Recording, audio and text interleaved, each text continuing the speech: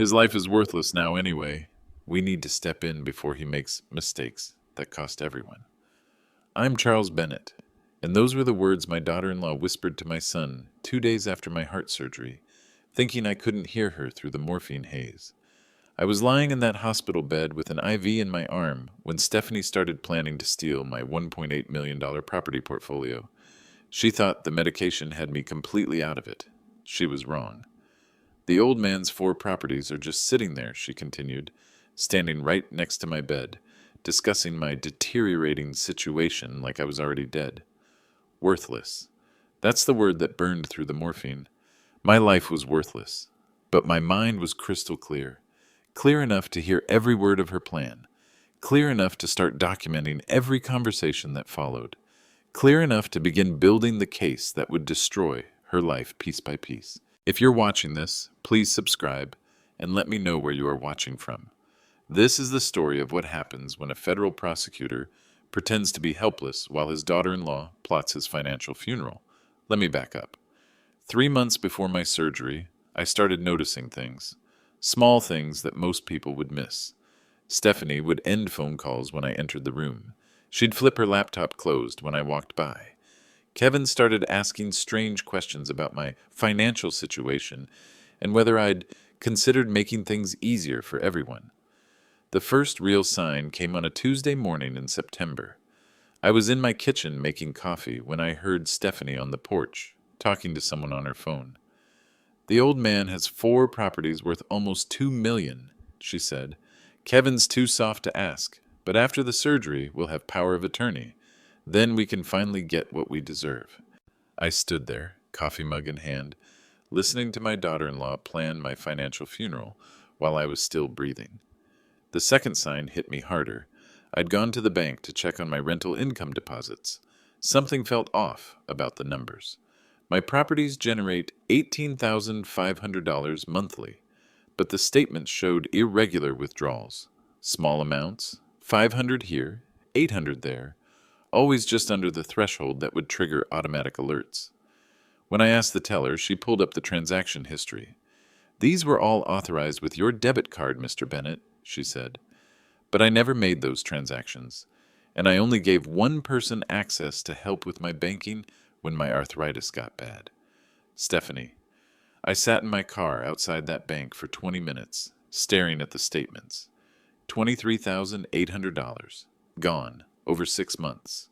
That night at dinner, Kevin mentioned how Stephanie had been helping with my bills. How grateful I should be to have someone looking after my finances. "Your father's getting forgetful," Stephanie said, cutting her steak with surgical precision. "It's good that we're keeping an eye on things." I said nothing, but I started keeping an eye on things too. I installed a voice recording app on my phone.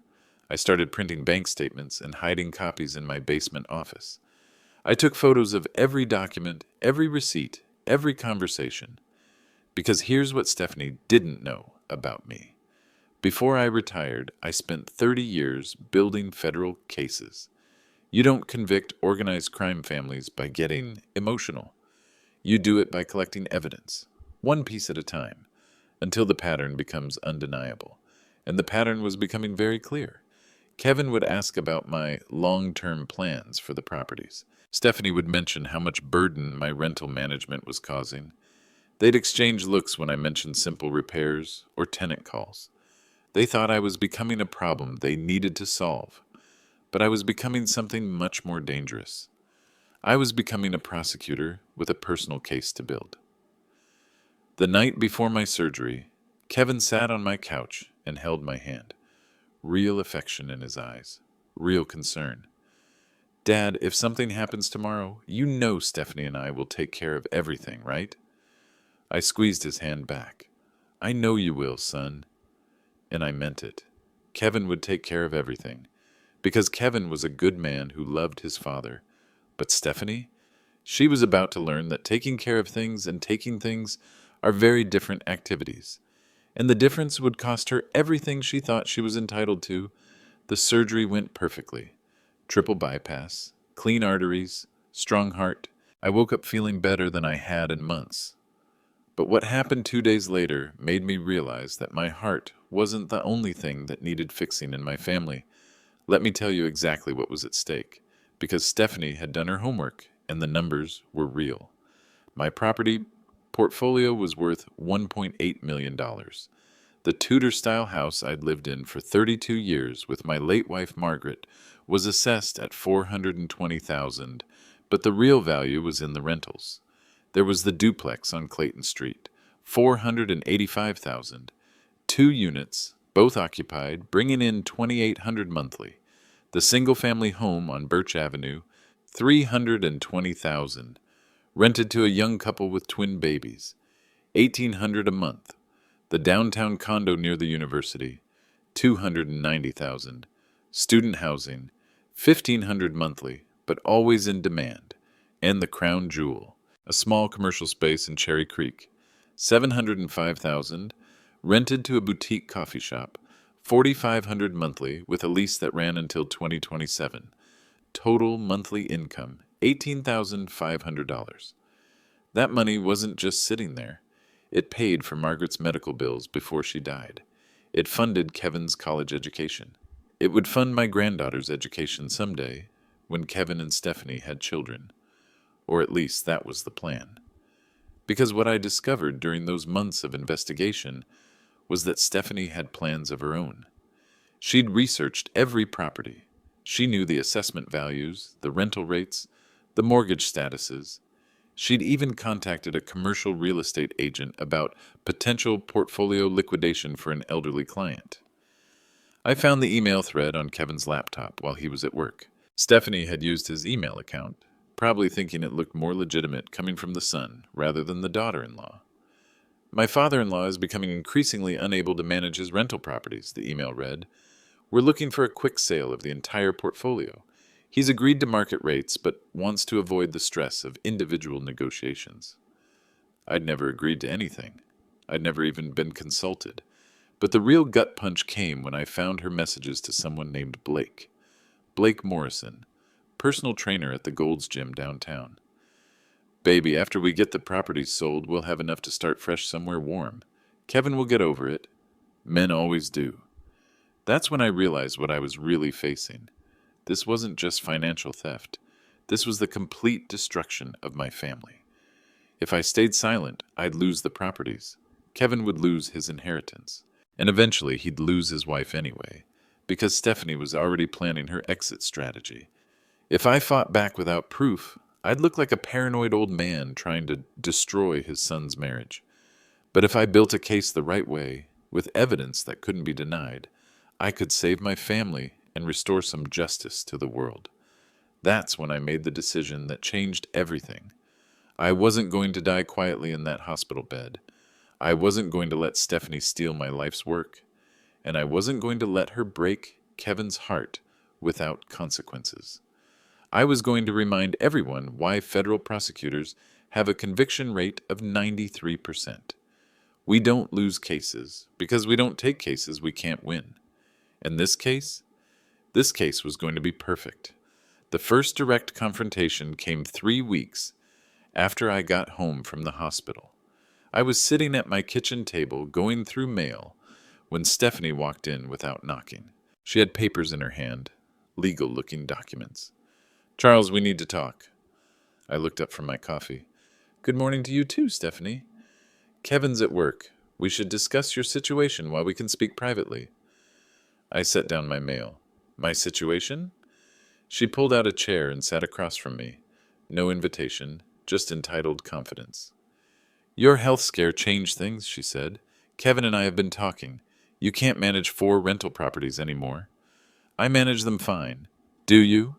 She spread the documents on my table. Because I've been helping with your finances for months, and the paperwork is overwhelming. Missed maintenance calls, late rent deposits. Kevin's worried. I looked at the papers, power of attorney forms, already filled out except for my signature. These would make things easier for everyone, she continued. Kevin and I handle the business side. You handle recovery. I picked up one of the forms, read it carefully. The language was broad, very broad. This gives you control over all my assets. It gives Kevin control. I'm just helping. Kevin didn't ask me to sign these. Her smile tightened. Kevin's too sweet to push. But Charles, you're 74 years old. You just had major surgery. These properties are worth almost $2 million. What happens if you have another heart attack? I reached into my pocket and turned on my recording app. Smooth. Practiced, like I'd done it 1,000 times in federal court. What happens if I don't sign these? Then you continue struggling with management alone. Tenant complaints, maintenance emergencies, tax filings, insurance claims. She leaned forward. At your age, stress kills. Are you threatening me, Stephanie?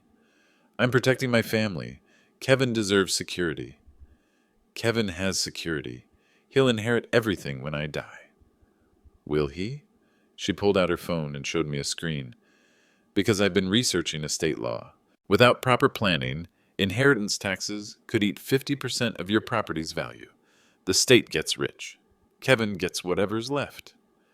I studied her face, calm, confident, prepared. You've done a lot of research. Someone has to think ahead. I set down the power of attorney forms. I'll need time to consider this. How much time? How much time do I have? She checked her phone. The tax year ends in 3 months.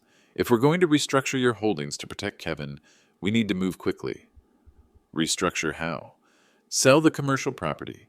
It's your biggest tax burden. Use the proceeds to pay down the mortgages on the residential units. Cleaner portfolio, lower maintenance. I nodded slowly. That makes sense. Her shoulders relaxed. I'm glad you understand. Just one question. Yes? How long have you been planning this? The question hung in the air. Her eyes narrowed slightly. Planning what? The restructuring, the research, the legal documents. This didn't happen overnight. Kevin and I started discussing your future after Margaret died. We've been worried. Worried about me, or worried about waiting?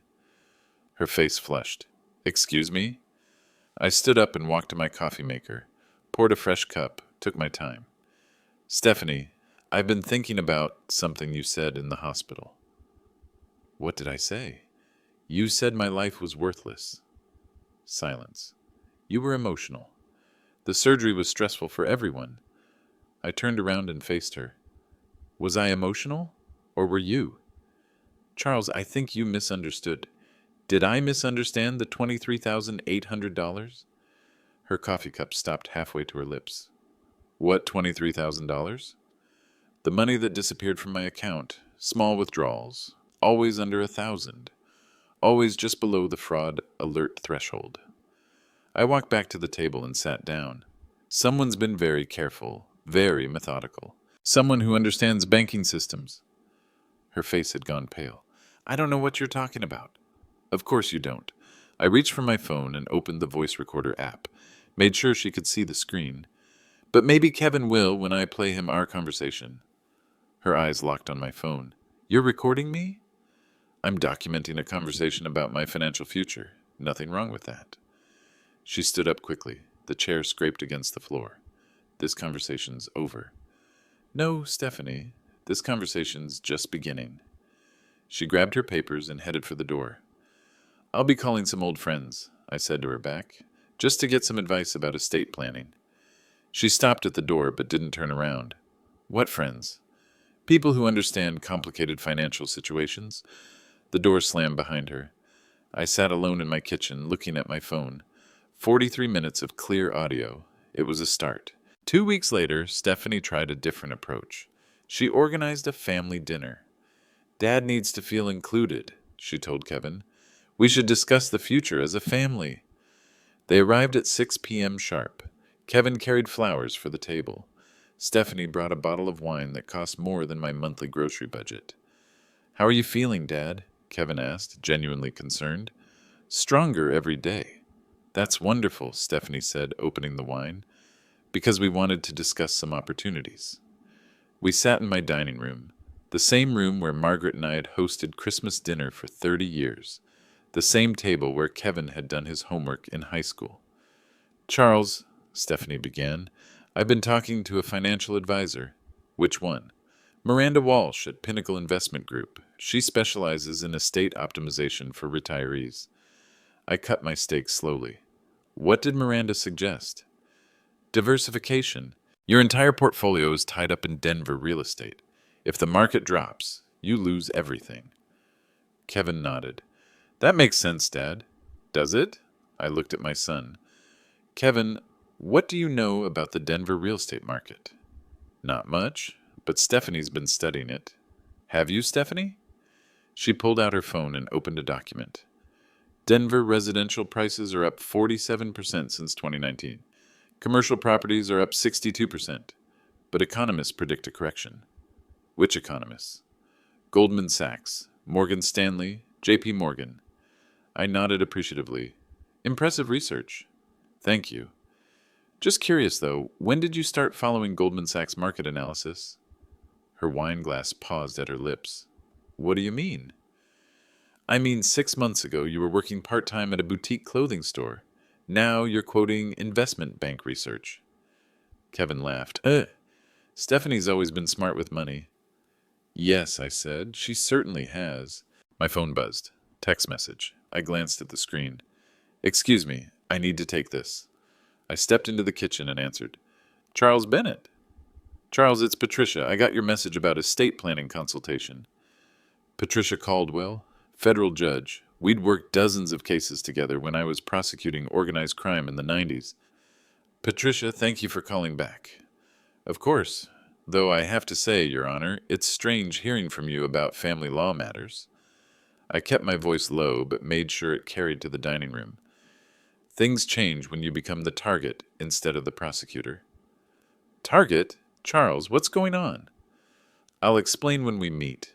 Can you come by this weekend? Saturday afternoon work? Perfect. I hung up and returned to the table. Kevin and Stephanie were whispering. Everything okay, Dad? Just setting up a meeting with an old colleague. About what? Stephanie asked. What kind of legal advice? I sat down and picked up my fork. Patricia Caldwell, federal judge. We worked together for 15 years. Stephanie's face went very still. She's helping me understand my options. What options? Kevin asked. Protection options, asset protection, fraud prevention, that sort of thing. I took a bite of steak and chewed slowly. Dad, you're not making sense, Kevin said.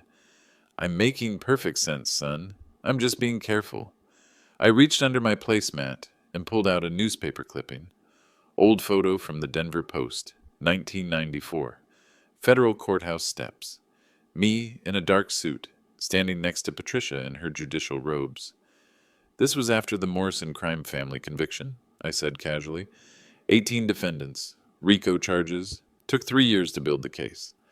I set the photo on the table where Stephanie could see it. Funny thing about federal cases, you can't just destroy evidence and walk away. There are always records, always witnesses, always paper trails. Stephanie stared at the photo. The key is patience.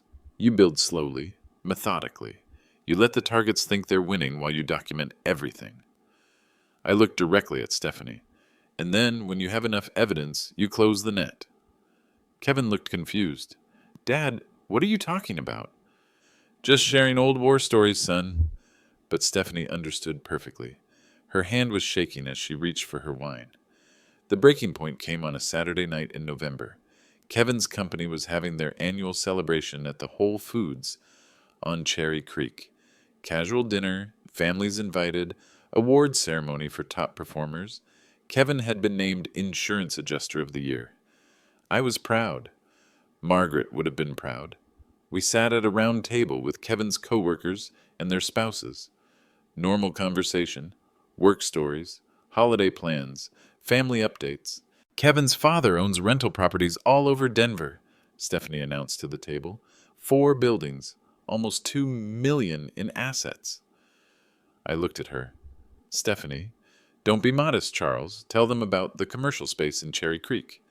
The table turned to me. Expectant faces. Kevin beamed.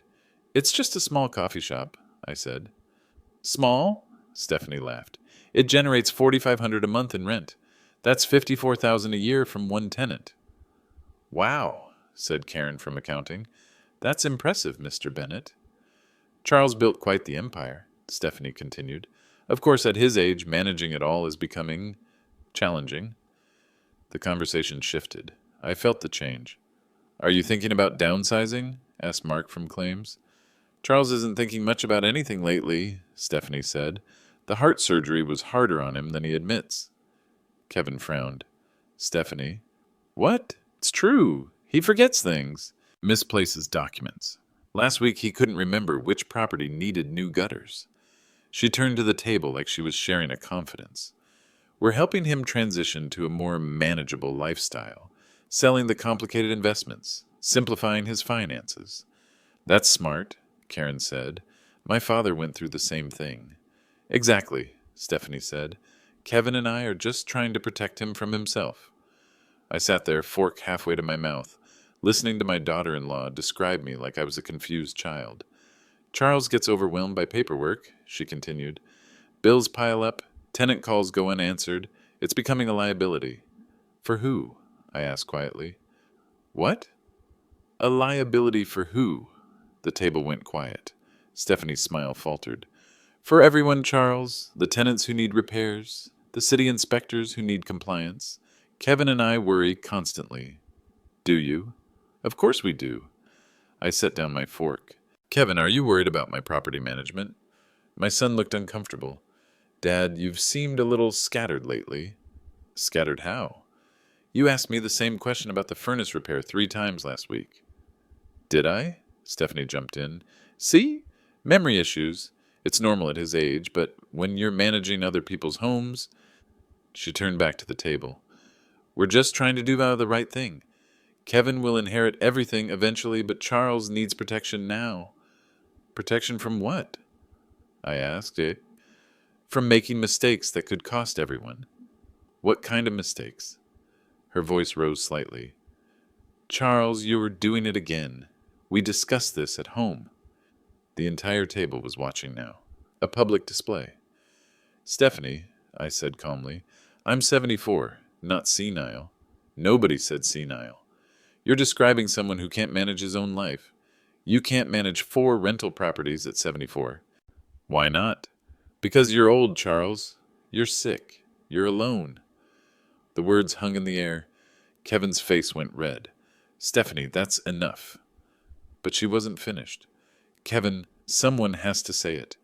Your father is becoming dead weight. He can't drive at night. He can't climb stairs to inspect units. He can't handle confrontation with problem tenants. I reached into my pocket and turned on my recording app. Dead weight, I repeated. Poor choice of words, she backtracked. But the point stands. What point? That you need help. That Kevin and I are trying to help. That you're being stubborn about accepting reality. I looked around the table. 7 people watching a family drama unfold over dinner salads. Reality, I said. Yes, reality. You're not the man you used to be. I nodded slowly. You're right. Her shoulders relaxed. I'm not the man I used to be, I continued. I used to be a federal prosecutor who gave people the benefit of the doubt. And the table shifted uncomfortably. Now I'm a federal prosecutor who documents everything. Stephanie's face changed.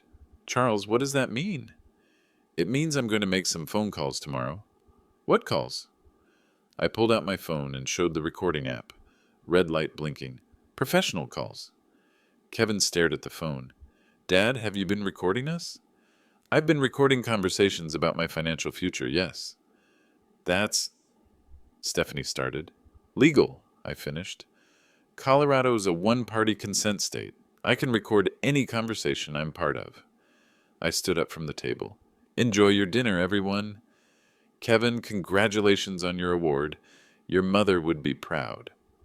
I walked toward the exit, then turned back. Stephanie, for what it's worth, you're right about one thing. I'm not the man I used to be. I looked directly at her. I'm better. The restaurant had gone quiet. Other tables were listening, because the man I used to be would have given you the benefit of the doubt. I headed for the door. But the man I am now builds cases. I left them sitting there, Kevin's coworkers staring, Stephanie's face white as paper. In my car, I called the one person who would understand what came next. Patricia, it's Charles. We need to move that meeting to tomorrow. What happened? She just made her biggest mistake. Which was? She humiliated me in public. Patricia's voice was grim. Charles, in 30 years of knowing you, I've seen what happens to people who make that mistake. Then you know what comes next. Evidence phase is over? Evidence phase is over. When do you want to move? Give me 2 weeks to arrange the pieces. Charles? Yes? Remind me never to cross you. I hung up and drove home through the Denver streets, past my rental properties, past the life I'd built over 7 decades. It was time to show Stephanie exactly who she'd been trying to steal from. The reveal came 2 weeks later at Kevin's birthday dinner. Stephanie had insisted on hosting at my house, probably thinking it would give her home field advantage. She'd invited the whole family. Kevin's sister Emma flew in from Portland. My brother Tom drove down from Fort Collins. Even Margaret's sister Ruth came, bringing her famous apple pie. Just family, Stephanie had said. A quiet celebration. But she'd also invited someone else, someone she thought would impress everyone. Miranda Walsh from Pinnacle Investment Group, the financial advisor who was going to help Charles make better decisions about his future. We gathered in my living room at 6 p.m., wine flowing, conversation warm, Kevin opening presents, genuinely happy. Before we eat, Stephanie announced, Miranda has some exciting news about Charles's portfolio. Miranda stood up, tablet in hand, professional smile, expensive suit. Mr. Bennett, I've completed the analysis we discussed. Your property holdings represent significant opportunity for optimization. I sat in my recliner, listening. The commercial property alone could generate $700,000 in immediate liquidity.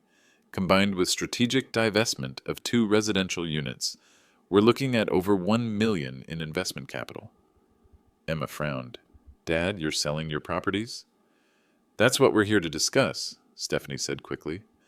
The market timing is ideal, Miranda continued. Denver commercial real estate is peaking. Residential inventory is low. It's a seller's market. Tom leaned forward. Charles, you sure about this? I'm listening to expert advice, I said. Exactly, Stephanie said. Miranda specializes in estate transitions for elderly clients. Elderly clients, Ruth repeated. Charles, you're 74, not 94. Age is just one factor, Miranda said smoothly. Health considerations, management capacity, family planning. The doorbell interrupted her. I'll get it, I said, standing slowly. Charles, we're in the middle of a presentation, Stephanie protested. It's probably a neighbor. I'll be quick. I opened the door. Patricia Caldwell stood on my porch. Federal judge robes replaced by a simple black dress, but the authority unmistakable. Patricia, I said loudly enough for the room to hear. Thank you for coming. Of course, Your Honor.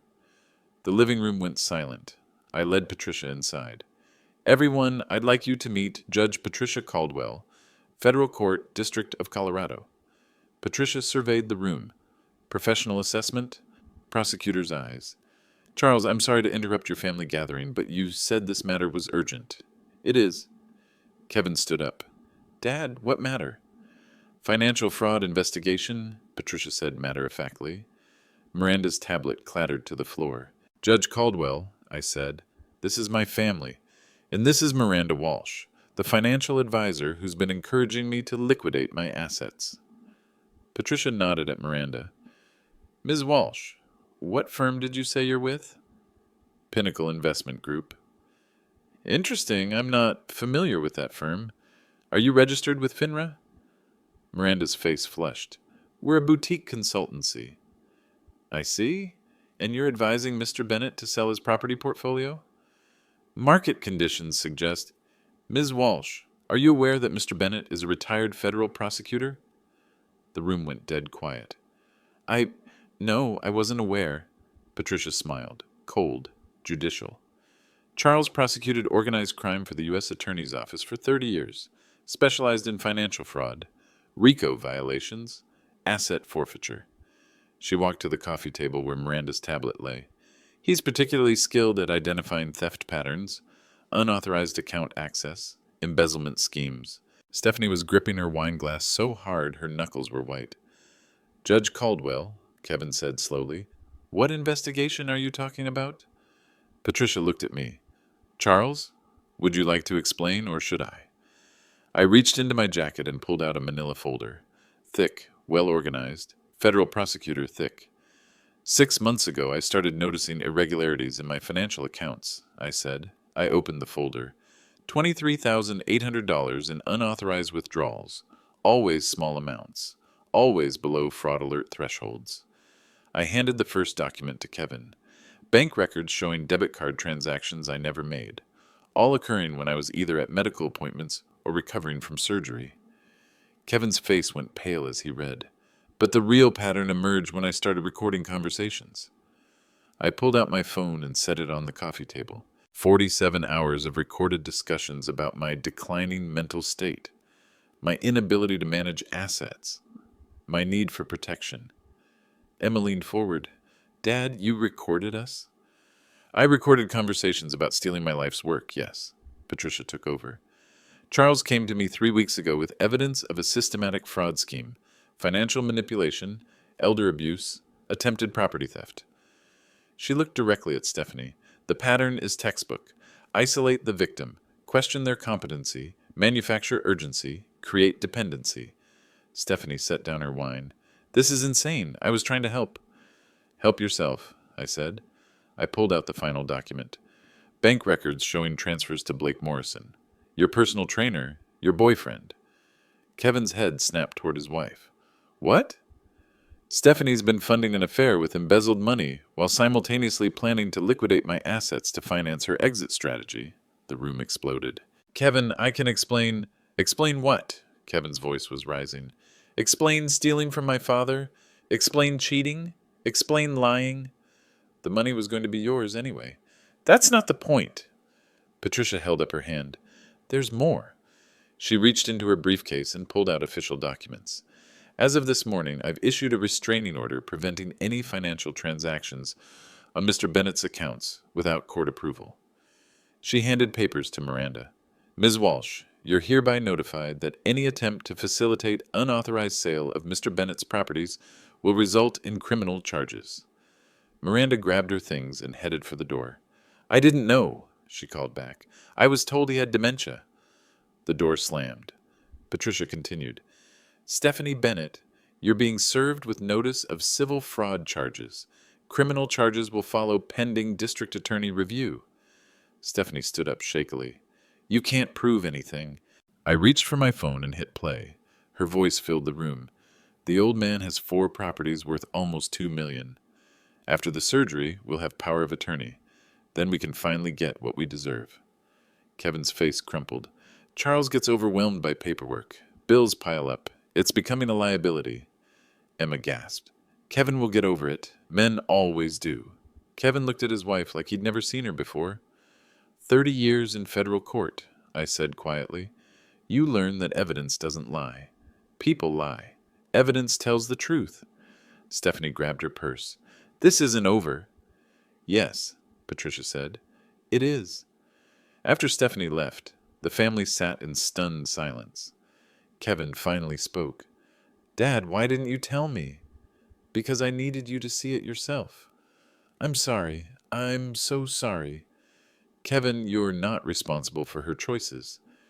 Patricia gathered her papers. Charles, the restraining order protects your assets. The fraud charges will proceed through normal channels. She paused at the door.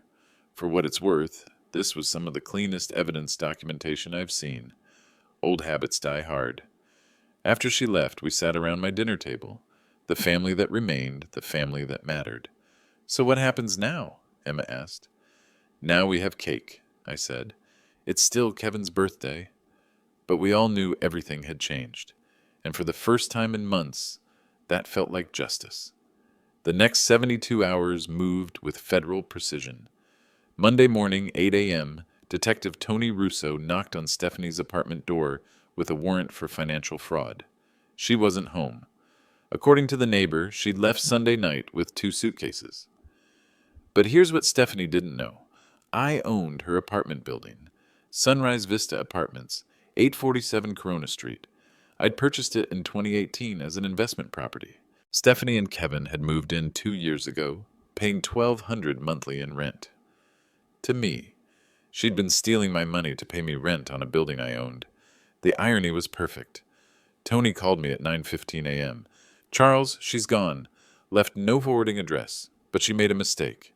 What mistake? She used your stolen debit card to buy her plane ticket. Delta flight to Las Vegas, departing last night at 11:47 p.m. Nevada's not going to help her hide. No, but she's with Blake Morrison, and Blake has a problem. What kind of problem?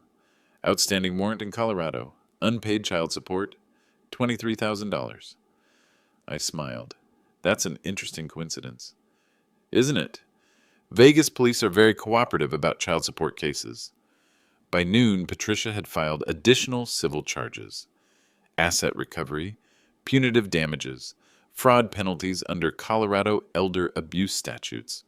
Charles, she explained over lunch, elder financial abuse carries enhanced penalties. Minimum restitution is 3 times actual damages. 3 times 23,800, 71,400 plus court costs, plus attorney fees. And if she can't pay, asset seizure, wage garnishment, property liens. I thought about Stephanie's BMW, her jewelry, her designer clothes. How long will this take? Civil case? 6 months. Criminal case depends on when they find her. That afternoon I called Kevin. Son, we need to talk. He came over at 5 p.m., eyes red, hair disheveled, marriage dissolved in 72 hours. Dad, I don't know what to say.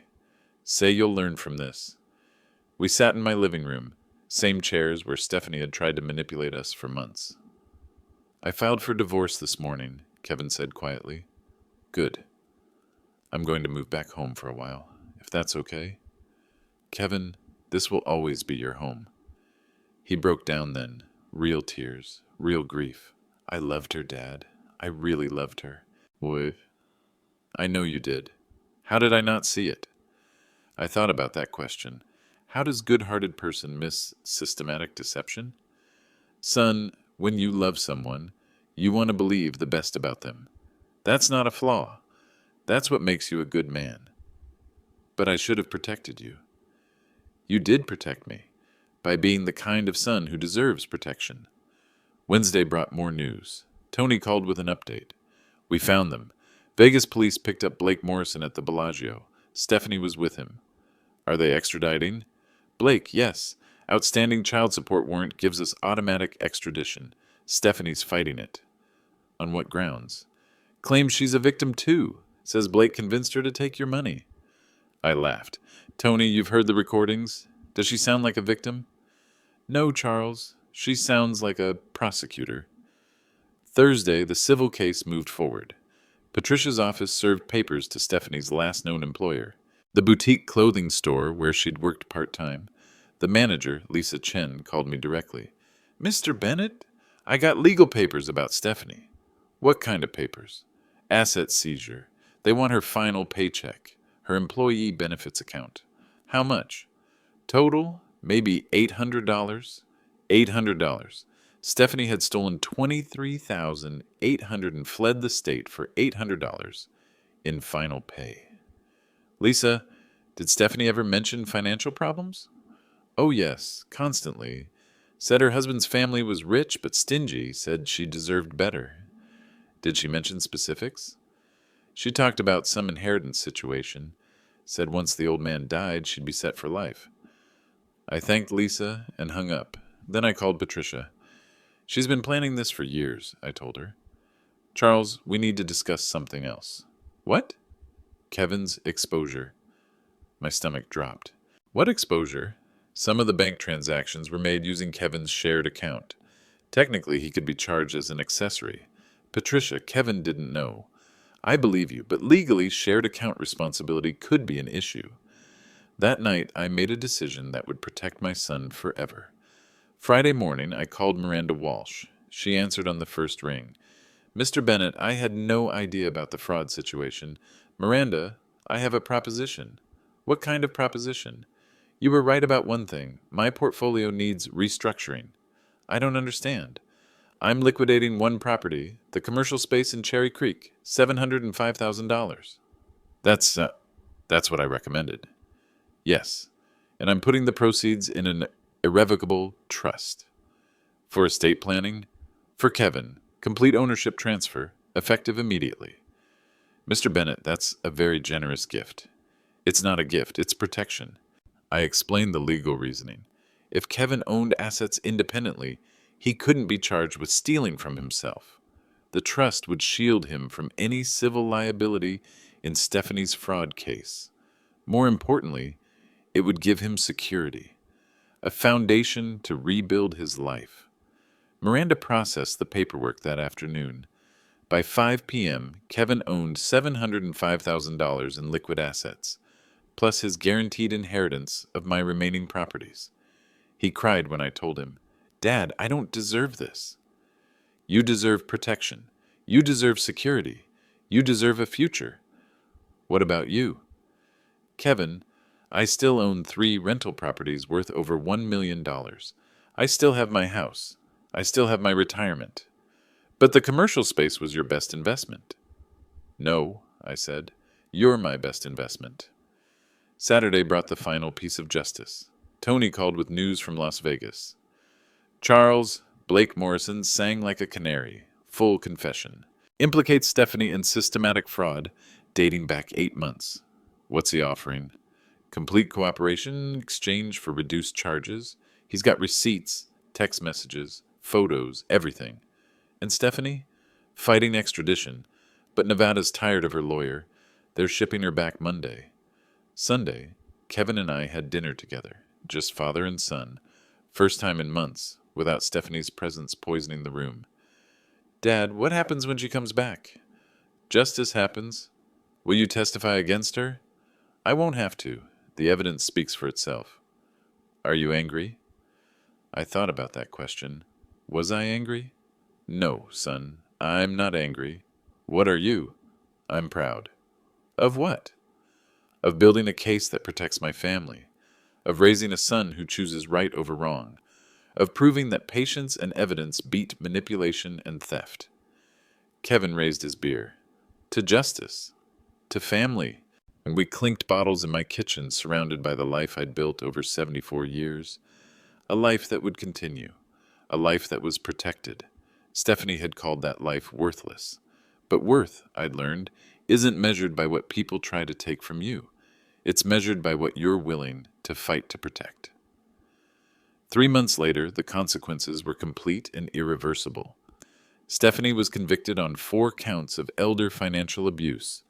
Judge Patricia Caldwell sentenced her to 18 months in county jail, followed by 5 years probation. The financial restitution was devastating. $71,400 in triple damages, plus $22,000 in court costs and attorney fees. Her BMW was seized, her jewelry collection liquidated, her designer wardrobe sold at public auction.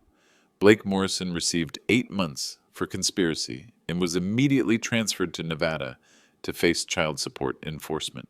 His personal training certification was revoked, but the social consequences hit Stephanie harder than the legal ones. The Denver Post ran a story. Local woman convicted of stealing from heart surgery patient. Kevin's insurance company sent a company-wide email about financial fraud awareness, using Stephanie's case as an example without naming her. Her social media followers vanished. Former friends stopped returning calls. The boutique where she'd worked part-time released a statement distancing themselves from her actions. She'd built her identity around status and appearance. Prison Orange doesn't photograph well for Instagram. Kevin filed for divorce while she was in custody. Uncontested proceedings. He kept nothing that reminded him of her except the lesson about trusting too quickly. The apartment at Sunrise Vista sat empty for 2 months before I re-rented it to a young nurse from Presbyterian Hospital. She pays $1,300 monthly now. Market rate had gone up. Tony Russo became a regular visitor. We had coffee every Tuesday morning, discussing cases, comparing war stories from federal court versus street policing. "Charles," he said one morning, "in 26 years of police work, I've never seen cleaner evidence documentation." 47 recordings, I reminded him. 47 recordings that would hold up in any court in America. You could teach classes. I am teaching classes. What? I pulled out a letter from the Denver District Attorney's Office.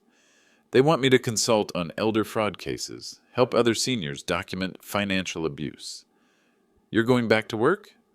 Part-time, advisory role, share expertise. Tony grinned. Once a prosecutor, always a prosecutor. The commercial property sold to a young entrepreneur named Sarah Martinez. She's converting it into a bakery specializing in Latin American pastries. The smell of fresh bread drifts down Cherry Creek now, instead of overpriced coffee. Kevin used his trust fund wisely. He put down 20% on a small house in Highlands neighborhood. 2 bedrooms, 1 bathroom, modest yard. Perfect for a man rebuilding his life. He also started therapy. Dr. Jennifer Walsh, no relation to Miranda, helped him understand manipulation patterns, trust issues, boundary setting. Dad, he said during one of our Sunday dinners, Dr. Walsh says what Stephanie did was psychological abuse, not just financial fraud. How so? She systematically undermined my relationship with you, made me question your competency, made me feel responsible for your well-being while she was actively harming you. Do you feel guilty? Every day. Kevin, guilt is wasted energy. Channel it into wisdom instead. What kind of wisdom? The wisdom to trust your instincts next time. The wisdom to verify before you believe.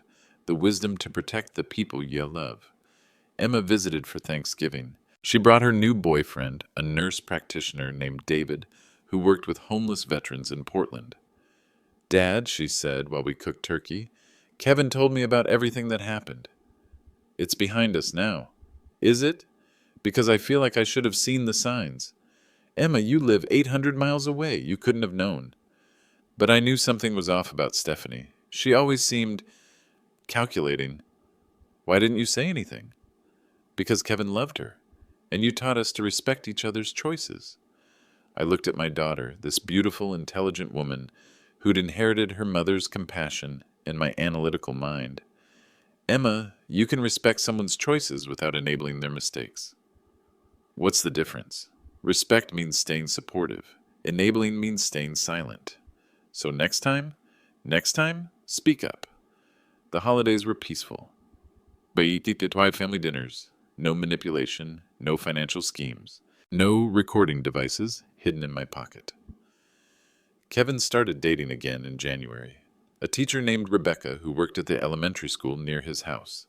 She knew nothing about his previous marriage until their 4th date, when he explained why he was cautious about trust.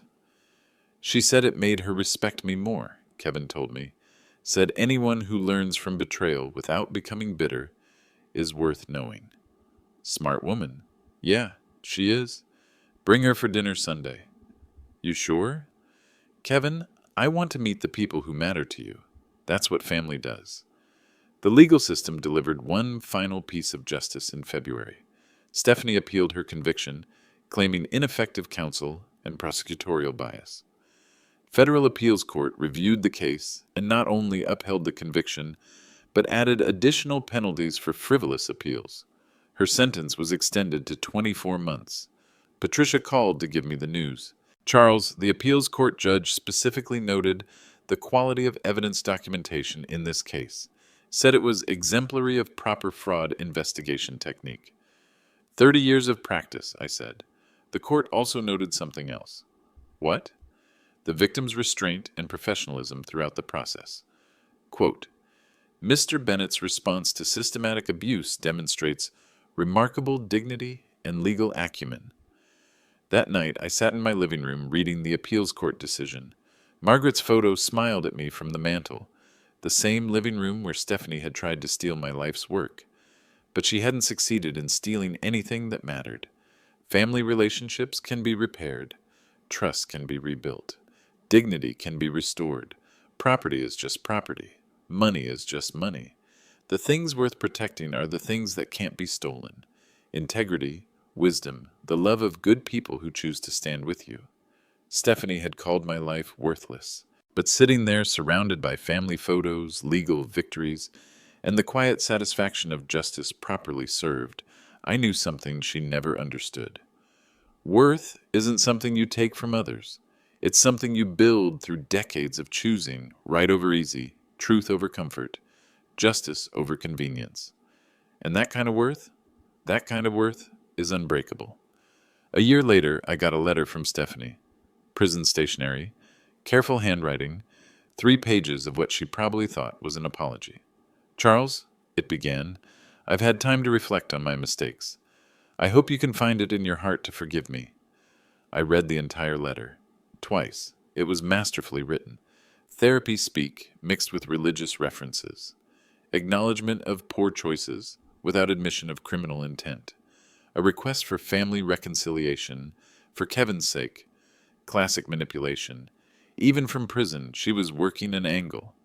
I wrote back. 1 paragraph. Stephanie, I forgive you, but forgiveness doesn't erase consequences. You chose to steal from a man recovering from heart surgery. You chose to betray a husband who loved you. You chose greed over integrity. Those choices have permanent results. I hope you use your remaining prison time to understand why. I never heard from her again. Kevin married Rebecca in October. Small ceremony in my backyard, under the oak tree Margaret and I planted 30 years ago. Emma flew in from Portland. Tom brought his new girlfriend.